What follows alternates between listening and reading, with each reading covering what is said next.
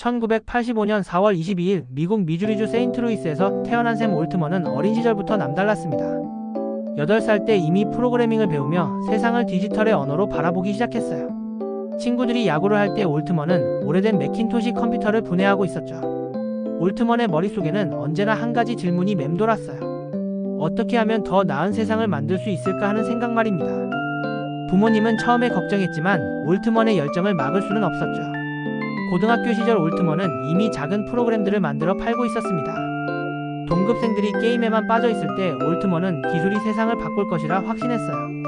컴퓨터 화면 앞에서 보내는 시간이 늘어날수록 미래에 대한 비전도 더욱 선명해졌습니다. 이 소녀는 자신도 모르게 인공지능 시대를 여는 열쇠를 준비하고 있었던 거죠. 스탠퍼드 대학교에 진학한 올트먼은 컴퓨터 과학을 전공했어요. 하지만 강의실에 앉아있는 시간이 답답했습니다. 세상이 빠르게 변하고 있는데 이론만 배우고 있을 수는 없었거든요. 2학년이 되자 올트먼은 과감한 결정을 내렸습니다. 학업을 중단하고 창업의 길에 뛰어든 거예요. 부모님과 교수들은 반대했지만 올트먼의 결심은 확고했어요. 2005년 올트먼은 위치 기반 소셜 네트워크 서비스 루트를 공동 창업했습니다. 당시만 해도 스마트폰이 막 보급되던 시기였죠. 대부분 사람들은 모바일 인터넷의 가능성을 의심했어요. 하지만 올트먼은 달랐습니다.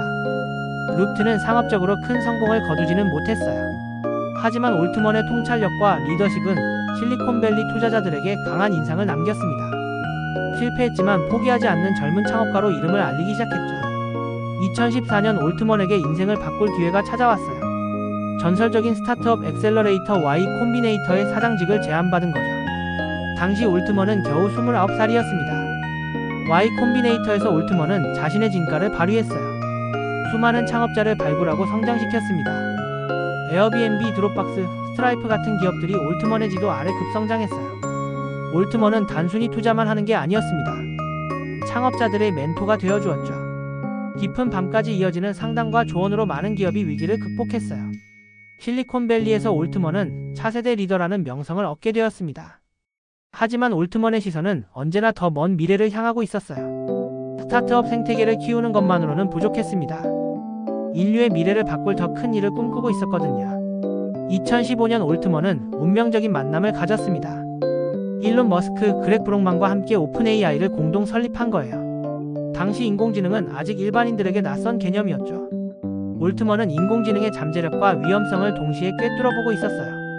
기술이 소수의 거대 기업에 독점될 수는 없다고 생각했습니다. 인공지능은 인류 모두의 이익을 위해 개발되어야 한다는 철학을 가지고 있었거든요. 초기 오픈 AI는 비영리 단체로 시작했어요. 올트먼은 연구진들에게 자유로운 환경을 제공했습니다. 상업적 압박 없이 순수한 연구에만 집중할 수 있도록 말이에요. 하지만 인공지능 개발에는 막대한 자금이 필요했어요. 올트먼은 투자 유치와 연구 사이의 균형을 맞춰야 하는 어려운 과제를 안고 있었습니다. 이때부터 올트먼의 진짜 시험이 시작된 거죠. 2023년 올트먼과 오픈 AI는 세상을 놀라게 했어요. 챗GPT가 출시되면서 전 세계가 인공지능의 가능성을 실감하게 되었습니다.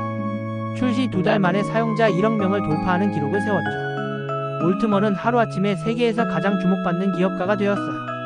각국 정부와 언론이 인터뷰를 요청했고 국회 청문회에도 출석해야 했습니다. 인공지능의 미래에 대해 설명하는 올트먼의 모습이 전 세계로 중계되었죠. 하지만 성공 뒤에는 예상치 못한 위기가 기다리고 있었어요. 같은 해 11월 올트먼은 이사회와의 갈등으로 최고 경영자 자리에서 전격 해임되었습니다. 전 세계가 이 소식에 충격을 받았어요.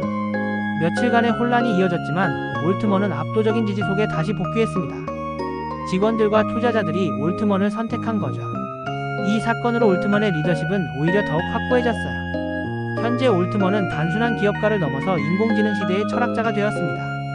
세계 각국 정상들과 만나 인공지능의 안전한 발전 방안을 논의하고 있어요. 기술의 발전과 인류의 안전 사이에서 균형점을 찾으려 노력하고 있습니다.